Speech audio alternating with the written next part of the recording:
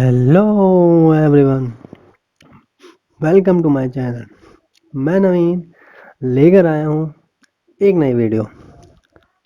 Last video में हमने accounting के कुछ टर्मिनोलॉजी को समझा था और आज इस वीडियो में मैं उसी वीडियो को आगे बढ़ाते हुए अकाउंटिंग के कुछ और टर्मिनोलॉजी को समझाऊंगा, जिससे एक अकाउंटिंग का कार्य करते समय आसानी हो सके। तो चलिए शुरू करते हैं।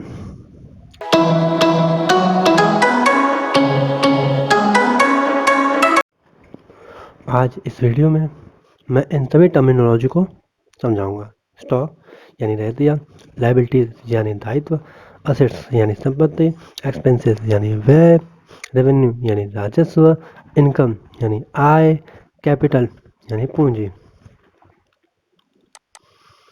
स्टॉक यानी रहतिया, किसी व्यापार में एक निश्चित समय में बचे हुए माल को रहतिया कहते हैं। वह माल जो वर्ष के अंत में बचता है उसे अंतिम रहतिया कहते हैं। तब वह माल जो वर्ष के प्रारंभ में बचा हुआ होता है उसे प्रारंभिक रहतिया कहते हैं। लायबिलिटीज या दायित्व, ऐसा कोई भी ऋण जो किसी व्यापार को किसी दूसरे व्यक्ति या किसी दूसरे व्यापारी को चुकाना होता है वह ऋण दायित्व कहलाता है।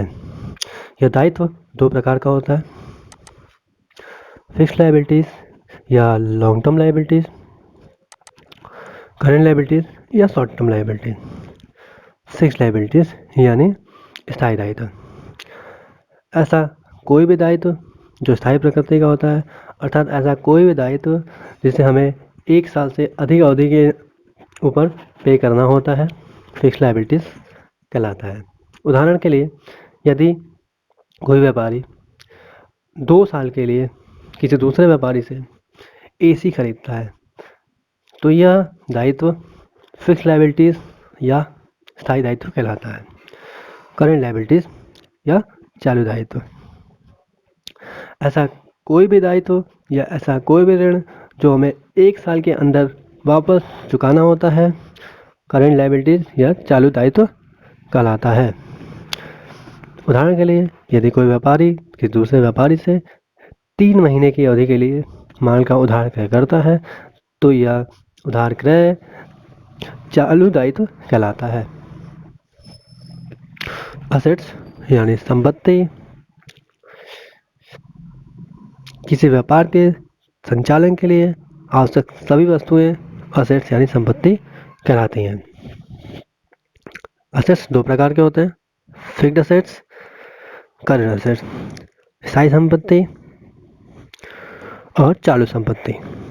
स्थायी संपत्ति से आशय उन सभी संपत्तियों से जो स्थायी प्रकृति की होती हैं, अर्थात जिन्हें पुनः विक्रय करने के उद्देश्य से नहीं लिया जाता है। ये व्यापार की लाभार्जन क्षमता को बढ़ाने में सहायक सिद्ध होते हैं। उदाहरण के लिए, भवन, फर्नीचर, कंप्यूटर, जमीन आदि सभी फिक्स्ड असेट्स यानी स्थायी संपत्तियां हैं। करंट असेट्स चालू संपत्ति, वे सभी संपत्तियां जो स्थायी प्रकृति की नहीं होती हैं चालू संपत्तियां कहलाती हैं। सभी संपत्तियां जिन्हें आसानी से रोकड़ में परिवर्तित किया जा सकता है चालू संपत्तियां कहलाती हैं। उदाहरण के लिए, रोकड़, देनदार इत्यादि ये सभी चालू संपत्तियां कहलाती हैं क्योंकि इन्हें आसानी से रोकड़ में परिवर्तित किया जा सकता है। एक्सपेंसेस यानी व्यय, किसी वस्तु के उत्पादन तथा उसके बिक्री तथा व्यापार के संचालन में होने वाले समस्त खर्च एक्सपेंसेस यानी व्यय कहलाते हैं। ये एक्सपेंसेस दो तरीके के होते हैं, डायरेक्ट एक्सपेंसेस और इनडायरेक्ट एक्सपेंसेस।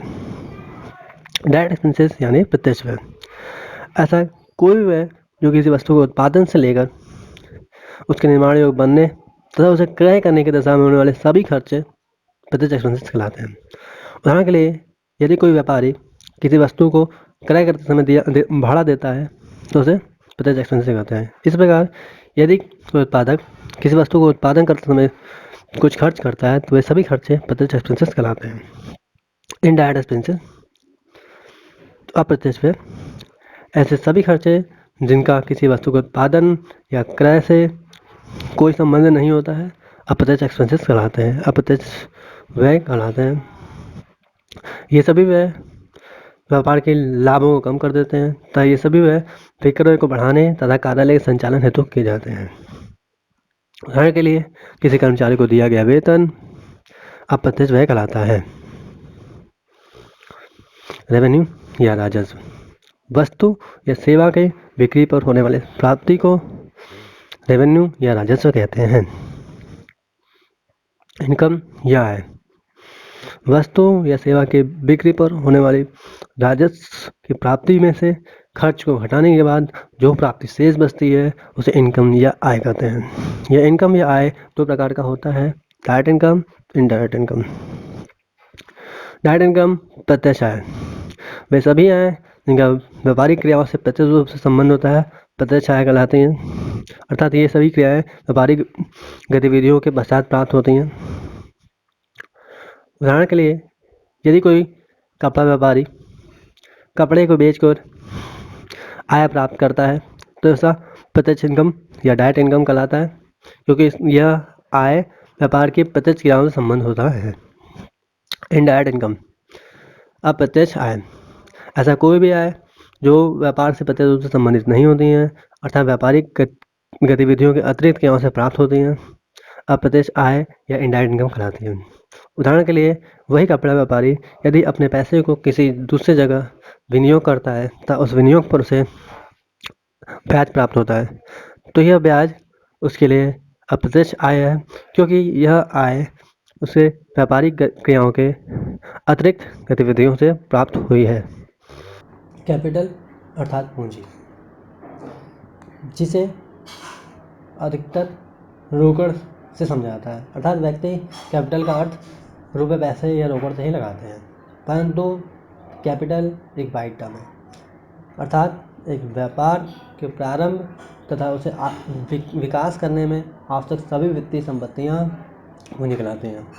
उदाहरण के लिए यदि कोई व्यापारी अपने व्यापार को कैश तथा किसी असेट्स के साथ प्रारंभ करता है तो वे सभी असेट्स या कैश उसके कैपिटल यानी पूंजी कहलाते हैं। इस प्रकार यदि कोई व्यापार चलता हुआ है तथा उसे विकास करने के लिए और किसी वित्तीय संपत्ति की आवश्यकता होती है तथा वे वित्तीय संपत्तियाँ उस व्यापार में लगाई जाती हैं तो ये सारी वित्तीय संपत्तियाँ पूंजी कहलाती हैं।